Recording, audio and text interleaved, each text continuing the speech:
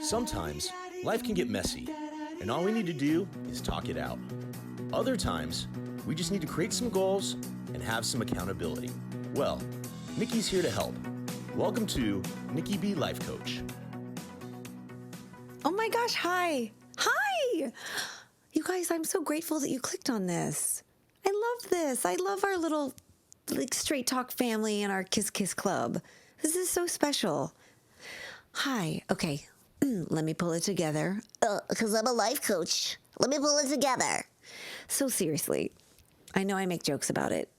I make jokes about things when I get vulnerable. I'm gonna air my dirty laundry right now at the top of the show. When I get vulnerable about something, I make jokes to cover up my vulnerability so I don't have to feel it. So yeah, that's what I've discovered about myself. So welcome to Nikki B Life Coach. Hey, so I wanted to tell you guys a little bit about how I got to this point of wanting to do life coach, because I think the journey is kind of important.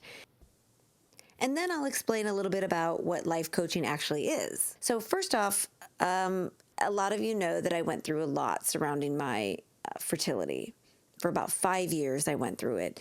And during the process, I had therapy, but I didn't feel like I had anybody that really grasped what I was going through, like really got it. And somebody I could call on a regular basis and touch base with and ask questions to.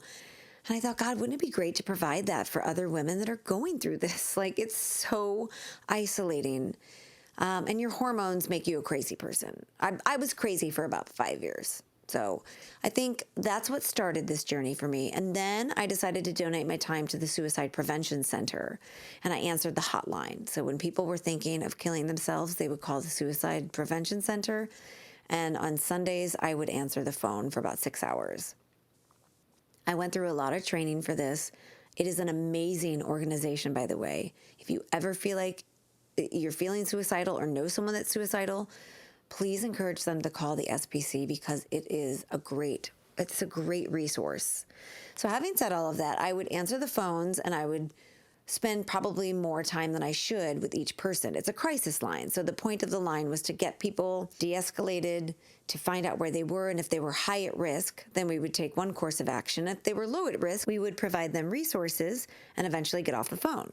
Keep the lines open for people that were high risk. But I always found myself sitting on the calls longer than I should. And I was like, gosh, I don't know if I'm cut out to get off the phone with these people. I really enjoyed talking to them and sifting through some of their stuff. And then I thought maybe that's what I need to be doing is therapy. So I looked into therapy, I looked into hypnotherapy, I looked into schooling, and I kept coming across life coaching. God, life coaching. I remember when that used to sound so airy-fairy. But now that I've gone through what I've gone through, life coaching sounds pretty legit. So I got certified, went to my classes. I'm working towards my master certification, which is in February, and I'm just so excited. And I've learned so much, and my business is doing great, thanks to so many of you. Okay, so what is life coaching? All right, life coaching is about collaborating with someone else for life change.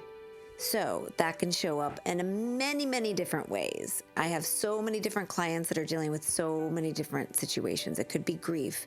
It could be career change. It could be infertility. It could be something as simple as how do I learn to sleep better and get better sleeping habits? How do I, communicate with my family about, my sexuality?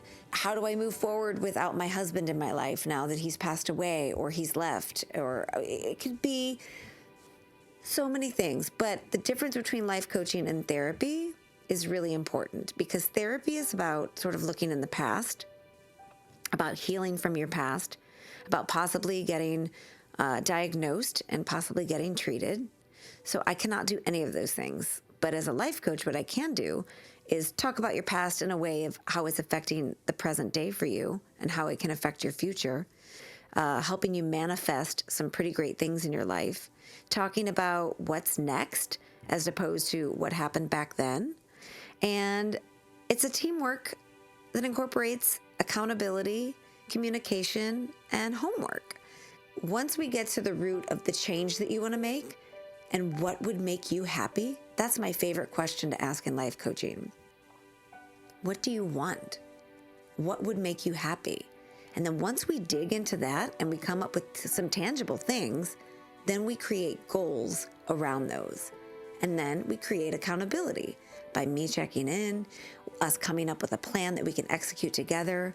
And it's a really beautiful way to be accountable for your own life. Because let's be honest, the journey starts with baby steps.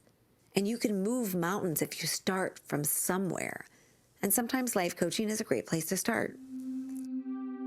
And now, a moment of mindfulness. I also really encourage awareness and mindfulness, which, we're in the age of meditation. Everybody meditates, and everybody's so obsessed with trying to quiet the mind. And as a life coach, I encourage you to just sit with your thoughts first. When you try to quiet those thoughts, you feel like you're failing. How many of you have meditated and thought, there's no way I could quiet these thoughts? Part of meditation is just sitting with the thoughts. Actually sitting and observing the thoughts. So the next time that you meditate or you decide to have a moment of mindfulness, take your breaths, get settled, and as you sort of go into that zone, instead of obsessing on quieting those thoughts, just breathe into those thoughts and observe those thoughts.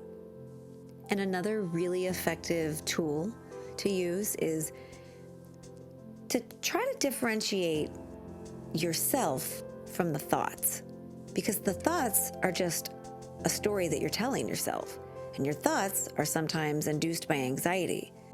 But how great would it be if you could tune into yourself, the part of you that is still, the soul part of you, the spiritual part of you? That is actually you, the purest form of you. And the thoughts are just chatter. So the next time that you're meditating, maybe try, instead of quieting the thoughts, just observe the thoughts. Be the observer of your thoughts. Attach to your soul and observe the thoughts. It's something that's really been helpful to me. It's sort of removed myself from the anxiety story that I tell myself.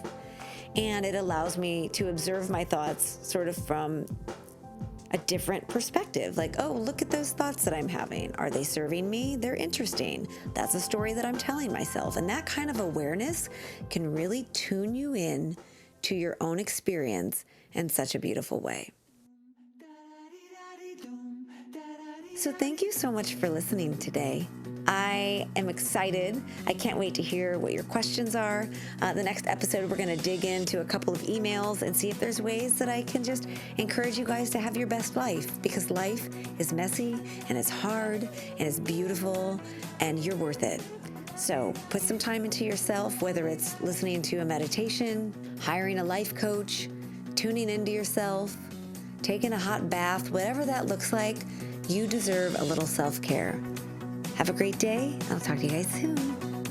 Thanks for listening to Nikki B. Life Coach. If you're interested in working with Nikki as a coach, contact her at talkitoutlifecoach@gmail.com or visit her website, talkitoutlifecoach.com. If you have a question you'd like her to address on this segment, email her at nikkiB@straighttalkwithross.com.